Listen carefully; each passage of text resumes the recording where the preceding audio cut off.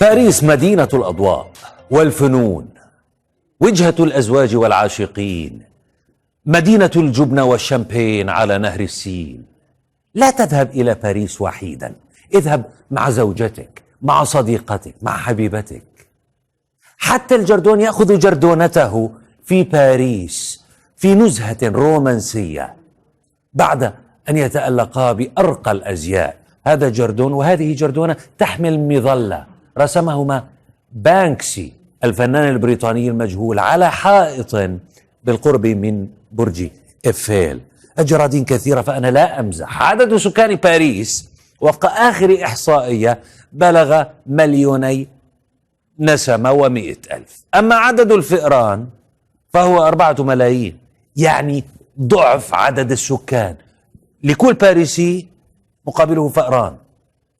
باريس مصنفة من ضمن أكثر 5 مدن في العالم موبوءة بالفئران والجرذان، وقد تأقلمت مع الناس. لا تخاف منهم، لا تهرب.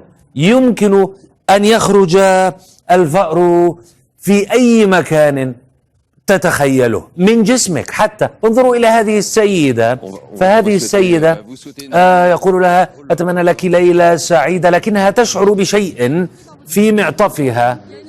ظنته حشرة لكنها تريد أن تخرجه. ما هذا الذي يتحرك في جسدها؟ تريد أن تخرجه. تقول لا أصدق هذا، إنه بكل بساطة فأر ركض وخرج من قميصها. يقول لها أمسك الميكروفون لكي يخرج الفأر، وكان في حقيبتها بالفعل. وكبير كبير جدا، كبير الفأر، هرب. هذه الجرذان اقتحمت أيضا المعالم السياحية الكبيرة. تراها بجانب متحف اللوفر، بجانب برج إيفيل، وفي الشوارع التي تجذب السياح. هي لا تخجل، فلها السطوة والحضور. باريس مربط خيلنا. على البشر أن يخافوا منا، نحن لن نهرب بعد اليوم. باريسنا.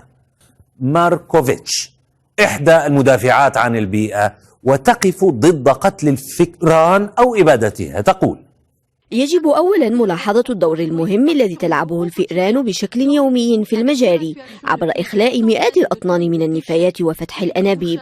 إنها ضرورية لإدارة مجاري مدينة باريس. يجب البحث عن طرق جديدة فعالة وأخلاقية لمواجهتها.